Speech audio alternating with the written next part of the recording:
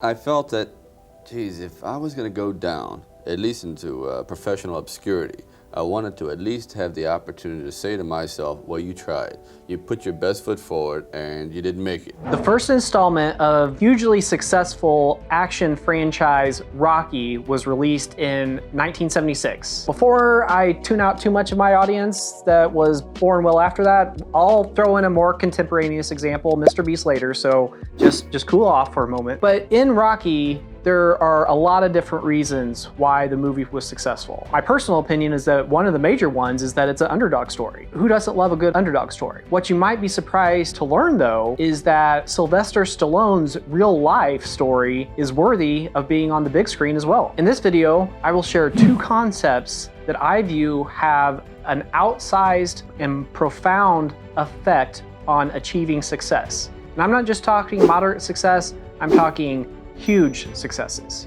The first component is luck. If you look at certain events, certain people, I think you would realize that if they were in a different time, they might not have been successful. There's a real life example very close to home. I'm not sure if you're familiar with the tax preparation service H&R Block.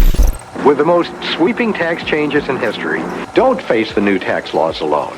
If there's ever a time for H&R Block, it's now. But the two brothers, Henry and Richard Block, are actually from my hometown, Kansas City. They were presenting at a local college, and one of the questions was, what do you feel like is the number one factor in your success? And I'm sure the moderator was hoping it was, hard work or integrity or something along those lines. But one of the brothers, he said that the number one factor for his success was luck. He just called it out. I firmly believe that those two brothers probably would have found success in another form. It might not have had the magnitude, but I do believe they would have found success. The point that they were trying to make is that their knowledge, their expertise, their ideas were all coming to age, if you will, at a time when the market was ready to accept those. There was a need for tax preparation services because the tax law was getting more complex. Additionally, it was about the same time whenever there started to be ways to make the process more efficient in terms of filling out forms and understanding the differences between states and whatnot. If Henry and Richard had gotten a start a few years later, or perhaps a few years earlier, we might not ever be reading about H&R Block, and that's why they think that luck was one of the critical factors of their success. Even though I believe that to be true, I don't really want to rely on luck to be successful. I mean, I'll certainly accept it, and the old adage, the harder you work, the luckier you get. Sure, that's great if that happens for me or for you or for anyone really, which leads us to the second concept, which is assessing risk. Well, what do I mean by assessing risk? Let me go back to who I talked about at the beginning of the movie, Sylvester Stallone. I'm not sure if everyone is aware of this, but I recently learned about how Sylvester Stallone came to be in the movie. I thought he was a normal actor. Well, turns out he wrote the script and it was really his story. Was there any special reason for you to write this one, to write Rocky? I wanted to get back into the cycle of the films of the 40s and the 50s where morality was at the forefront. So I took the opportunity to write this particular film, of course, being somewhat selfish because I had myself in mind for it, but that was the main motivation. He finally got someone, a producer or a studio or whoever, to buy the script, but Sylvester said, no, you're not buying this script unless you cast me as the leading figure. The temptation started to come forward. First it was 25 grand, then $100,000, $150,000, $175,000, and it went up to $250,000. Now, I mean, that's risky. Here's a guy who was down to his last, I don't know, $20, $50, whatever. He actually had to sell his dog in order to be able to buy food and whatnot. This was a person that, man, if he could have gotten $5,000, $10,000, I don't know what a script would sell for, but whatever that number was, it would be life-changing for Sylvester, given how destitute he was at the time. Here's a person that viewed risk differently. He felt that it was an appropriate appropriate risk to refuse to sell the script without him getting the leading position. Fast forward to today, Sylvester Stallone is worth somewhere near maybe $500 million. And I think we would all say in hindsight that that risk was worth taking. But again, if you're thinking about trying to achieve outside success, this is an example of viewing risk a little bit differently. Similar but different situation with Mr. Beast, the hugely popular YouTube star. I think I read recently where he's probably going to be the first billionaire YouTube creator. Isn't that crazy? It boggles my mind. But his story is that he spent one semester in college, realized that college wasn't for him. At the same time, he was having success rapidly growing his subscriber base on YouTube and dropped out of college. His mom wasn't too happy with that. They viewed risk differently. The mom thought college was a sure path to success, whereas Mr. Beast realized that he wasn't going to be successful in the confines of traditional education, and he felt that given his growing success, growing subscriber base, whatever, that he was the upper end of his potential was far greater by doing that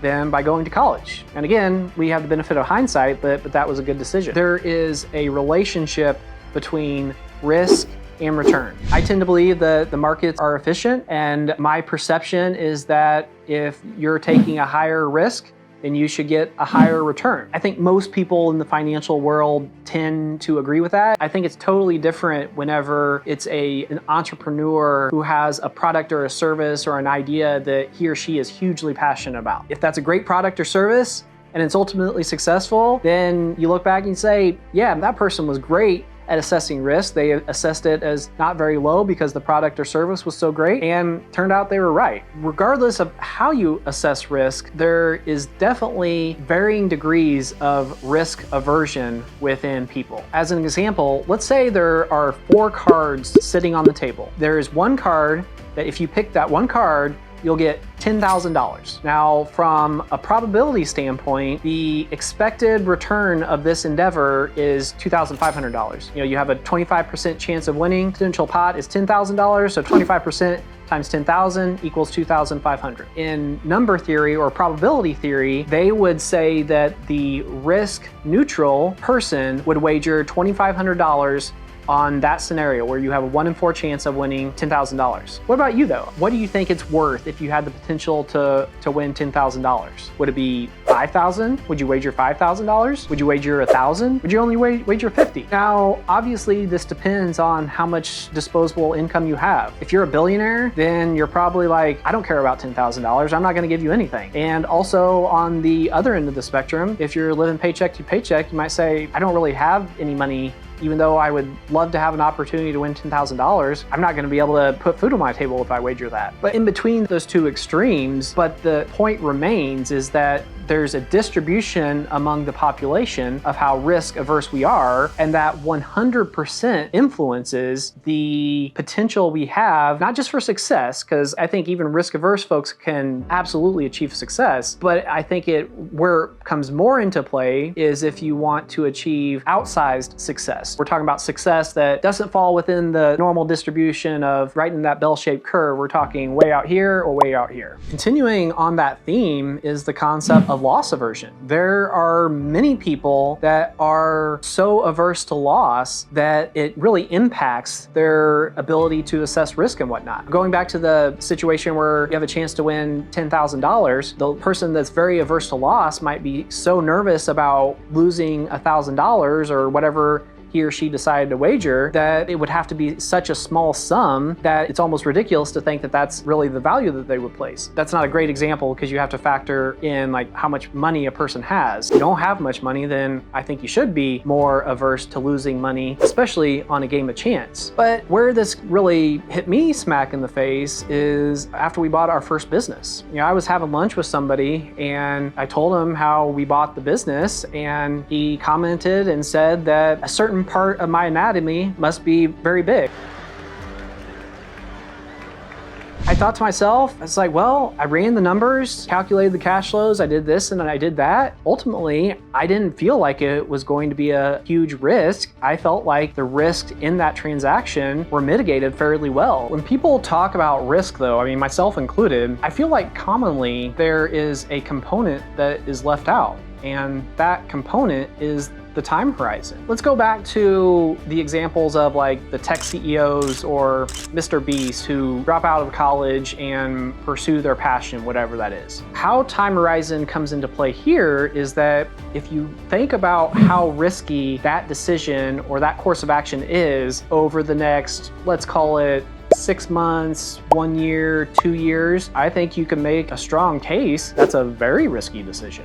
However, if you take a longer term perspective, 10 years, definitely 20 years, then I would say that the risk is much less. Why would I say that? Let's say that Mr. Beast, he wanted to pursue YouTube and then he failed at it. He can still go back to college. So maybe he's a year or two older than he was. However, he pursued his passion. He probably learned some life skills that other folks in his college class wouldn't have had. And if he's gonna be successful, he's still gonna get there. He's just probably delayed a couple of years because he dropped out of school to do so. A similar situation is what we encounter with many of the businesses that we're trying to buy. We really like buying family-owned or founder-led businesses. These are the situations where the family has been in the business for a long time, but is looking to exit, or it has been owned by the founder for the entire period, and this person's ready to retire or whatever. What we see often in those examples is that early on in the company's history, the owners, the managers, etc., were definitely more willing to take risks. However, as these founders get closer to retirement, then the horizon for which they are assessing risk becomes much shorter. A founder looking to exit might have a 1 to 3 year time frame to assess risk. So if there's a potential to add more square footage to the building to pursue growth, that's going to feel a lot riskier if the person might sell the business in a year. Even to me, that would definitely change the dynamic in my view of the risk if I knew that I only had 1 year to add on to the building, equip it the way you needed, and start driving revenue. However, from our perspective, we're going to take a much longer term perspective, and we're really going to think about not what's best for the company in 1 year, but what's best for the company 5 years, 10 years from now. Because we take that longer term perspective, it really allows us to assess the risk a bit differently. Now, in both those scenarios, the return in theory would be the same. However, because we view the risk differently, we're getting a more favorable risk return trade-off on that investment. Another aspect of risk assessment and just overall risk-taking is diversification. One of the things I do remember is that I had an investments professor say that if you wanted to get rich, you should put all your money into one stock. And he followed that up by saying, if you want to lose all of your money, you should put all of your money into one stock. Going back to the scenario about wagering $1,000 or $2,500 or whatever to win $10,000, that's a very good scenario of achieving a return that's outside the mean. This is relevant to the small business owners that we work with. The small business is, in almost all of these cases, where the vast majority of that person or that family's net worth is tied up. Trying to pursue something that is risky, I agree with them. I mean, it really requires an additional level of scrutiny, in my opinion. However, from our perspective, we have a diversified portfolio. We're gonna view risk a little bit differently because even if one company struggles, that doesn't mean the other companies in our portfolio are gonna struggle. Because of that, we're able to shift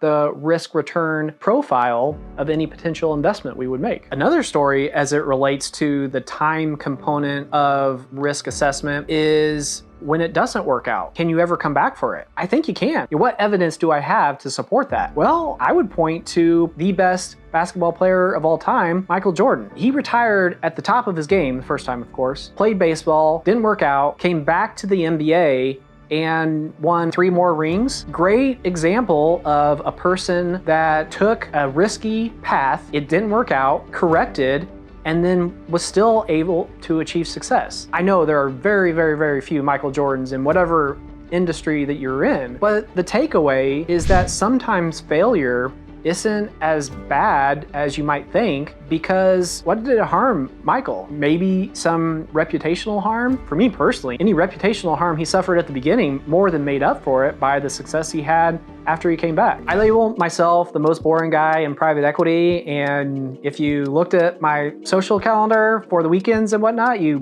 probably would agree with me. So you might think I'm very risk averse and whatnot, but I'll be honest with you, I am an entrepreneur at heart, and I think many entrepreneurs have a different lens through which they evaluate risk. There are huge names out there, Bill Gates, Elon Musk, Mark Zuckerberg. Those are all folks that we associate having taken a huge risk and it having paid off handsomely. Who are some other folks that you feel like assessed risk differently, or maybe just got lucky and achieved that outsized success that we're talking about? Feel free to email me, leave it in the comments. I'd love to talk about that more. As always, please like and subscribe, and also let me know if there are any topics you'd like me to talk about.